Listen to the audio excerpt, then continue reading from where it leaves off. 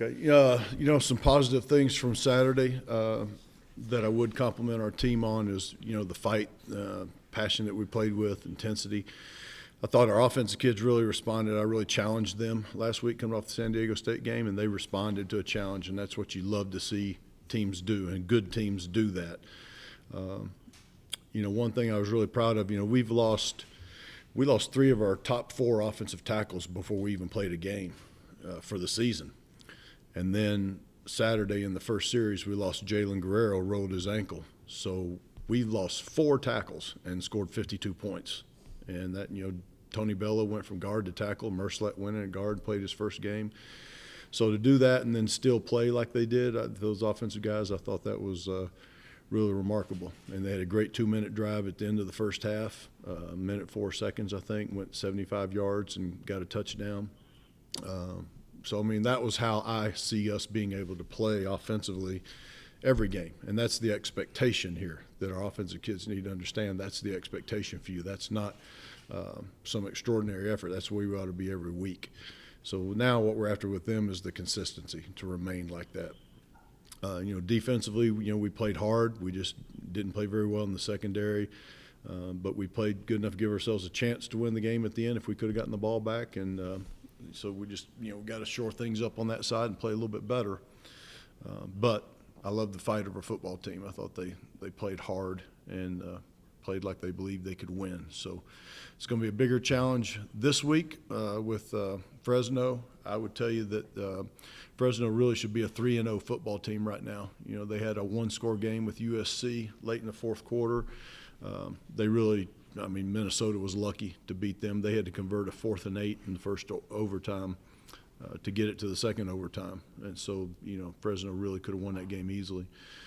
I think Fresno is probably the best team we have played other than Alabama. I think looking at them talent-wise and the people they have and what they're playing with there, they've probably got a little bit better personnel than Washington State. So this is going to be another big challenge for us, but one we're excited about. And so see if we can go prepare well so we can play with some confidence and, go from there. Any questions? You speak on confidence. How do you make sure this group remains confident when, just like you said, they're doing some positive things, but you're not necessarily getting the results? Yeah, I think, confidence comes from being prepared. And I hear people all the time say, well, you got to give them confidence. I'm not the wizard. You can't just hand confidence to somebody. That doesn't happen. Okay, you guys have all been in situations where you've been, you have a big history test. The history teacher cannot give you confidence. If you study for the test and you prepare, then you go in there with confidence and you do well on the test. It's no different in athletics. If you prepare well as an individual, as a player, then you're going to be confident when you play Saturday. Our offensive team walked out there as confident as I've ever had an offensive team play Saturday because they prepared like that last week. And that's probably as good a game as you could play offensively. So that's where confidence comes from. So it's all about preparation and preparing. And so we'll see how they prepare this week. I'm speaking about the last 2 weeks where San Diego State offensively, you didn't play as well as you liked, and defensively they played, okay. And then it was kind of flip-flop this last week. Are you surprised by the inconsistency? I know you had a lot of new players in key positions here. There is a lot of inexperience on both sides of the ball, but are you surprised by the inconsistency that you guys are kind of battling right now? I don't know. It's only been 2 games, Jason, so I don't know what I would call it inconsistency. At times we did things really good. San Diego State offense. The second half, San Diego State, we played pretty good offensively. That's where we've had the most injuries has been on the offensive side. So I think, just the guys that have stepped up are starting to play better now, the guys that have taken over. I just know this, you've got to be able to play defense if you're going to win football games. You've got to be able to play some type of defense. And, in 2017, we played good defense. We got sacks. We were really good on third down. We were good in the red zone. And we're not getting that right now defensively. I think we have 1 sack in 4 games. We have 2 turnovers in 4 games. We're not very good on third down. So, those are areas that you have to change. When you look at the 4 games that we've played offensively, we're really almost right where we want to be in all those areas. we should have scored more against San Diego State. That's the only, and that was really because of the turnovers that we didn't. So that's really the only negative I could say there. It's just, it's a process. We knew the schedule was going to be tough these first, 5-6 games. And, I'd hope we'd had more wins right now up to this point, but we don't. So we just got to go try to get the next one. You have the players that you had. I mean, you can't go get free agents or whatever. So the secondary especially, I don't know if it's a matter of, like you mentioned, you're not getting pressure, so maybe that exposes them more, or are there too many missed assignments at this point? Well, I think it's both. Those things go together. You got to be able to pressure the quarterback to help your secondary. And at the same time, if you don't get there, you got to be able to cover people. Some of our stuff giving up big plays has been in just zone coverages where it's, been a 4-man rush and, we're just not playing well enough back there. We'll look at some other people also. Kofi is a guy that we need to get some looks at, see what he can do. We got some guys back there playing really good. Jason Simmons is a true freshman, is playing really, really well for us back there. But, it's just a difficult situation right now. They just got to play better.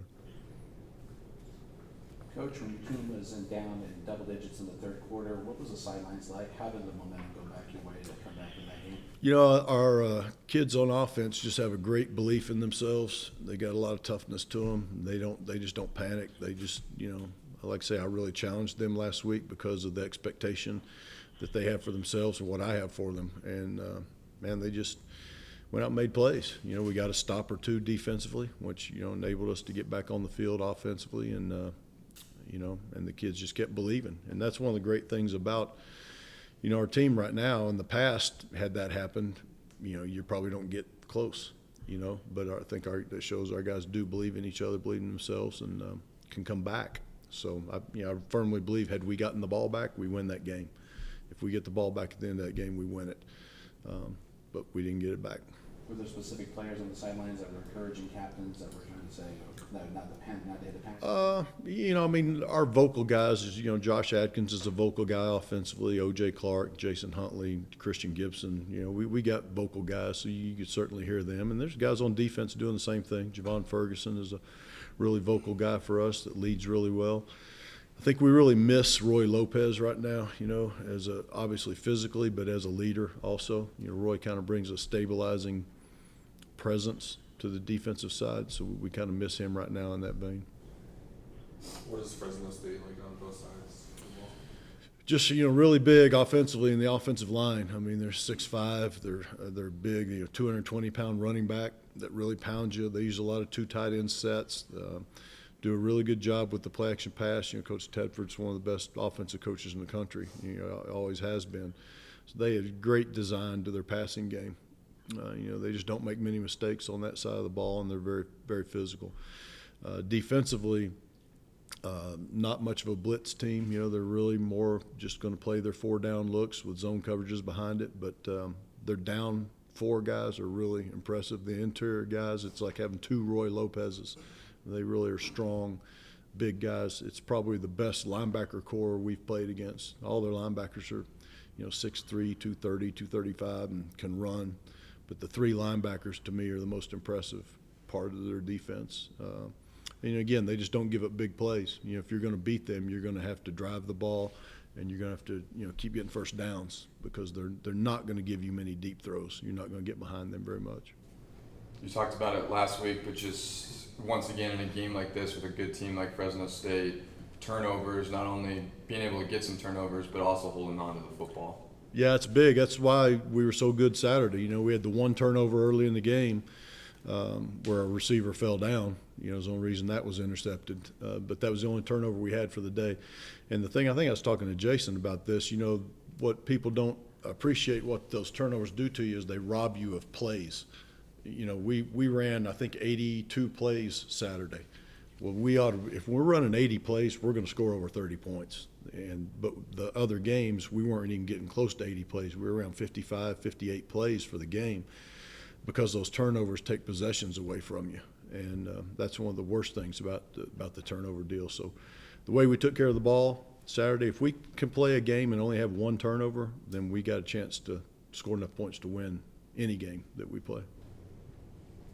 Is that kind of the goal, try and get to the fourth quarter with just a chance to win this game? Yeah, I think that's everybody in college football. Right now, if you've got a chance to win the game in the fourth quarter, then that's what you can hope for. The other team has scholarships too, and they're all good players. And so when you're playing teams that are good, or you're playing teams that are equal, which is what it's going to be most of the time for us, it's going to come down to a fourth quarter game. So hopefully, if we're not beating ourselves, then we're in position to have a chance to win it. You mentioned Jalen, and I know Shamad got hurt too in that game at one point, so if you could start with those two guys and how they look like. Yeah, I think the worst injury is Jalen right now. He's going to try to go today in practice. He's got a rolled ankle. We're hopeful that he's going to be able to play Saturday, at least in some role. But he's got the most severe of the injuries. Shamad is practicing today. He's really, I think, fine. We'll get Hartfield back this week, who was out last week with a rolled ankle, so he's back. We're really looking at some of the other guys like Roy and Sage Dockstader in particular. Both those guys have a redshirt year available, and I think we're about to the point where we're committed to redshirting those guys, which is great for us for next year. It helps us in recruiting and all sorts of areas. They could still play in some games. Sage has not played in a game this year, so he could play in 4 games and still redshirt, which would be really valuable for us if we could get him back for 4 games, and that's what we're working on. Roy could play in 3 more games this year and still redshirt. Neither one of them are ready to play this week, so by the time they get back on the field and get a week or so of practice to get ready, it'll be about that time. So that's kind of our plan going forward with him. Had to have another surgery? No, he didn't have any surgery. Are you guys, or how close are you to a point with Josh where it's just like, he's still a young quarterback, but where you're putting more on him and just be like, hey, you got to go out and win the game? Are you guys at that point with him, do you think? Oh, yeah. I mean, we give Josh more and more each week.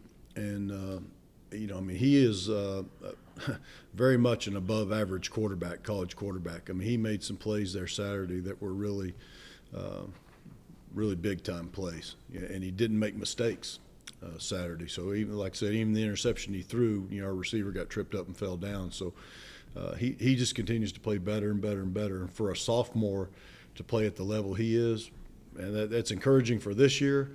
It's very encouraging for this program moving forward, because every year he's here, we have a chance to win, and he's an exceptional player. Coach, the way Navion Mitchell played in the first half, is that kind of what you expected when you recruited him? Yeah, Navion's one of those guys, Adam, he makes plays. Every time he's on the field, he makes plays. We're playing him more at the wide receiver spot now than we are running back, and I think he's more comfortable out there in space right now. He's got a real knack for running routes. He's got tremendous quickness. He's a lot like OJ, in that slot receiver spot there. So I think he's really kind of found a home in that spot. And it's really easy for us to kick him back into the backfield from there if we need to, so we could get he and Christian or he and Huntley in the backfield at the same time. So he's given us a lot of diversity in our offense right now. You surprised that people continue to kick to Jason, and what kind of impact can he have on a game like this? Well, I mean, I would not kick a ball to Jason Huntley to save my life if I was on the other side. I'll just tell you that, because I don't care, if you don't block anybody, he's got a chance to go. And, they made a mistake there Saturday, and he made them pay for that one, really put us in great scoring position. So, we're trying to prepare each week to, field squib kicks and what are they going to do to try to put other people in position to make plays, because he's not going to get many opportunities. But he's a weapon. He changes field position just because of what he's doing back there.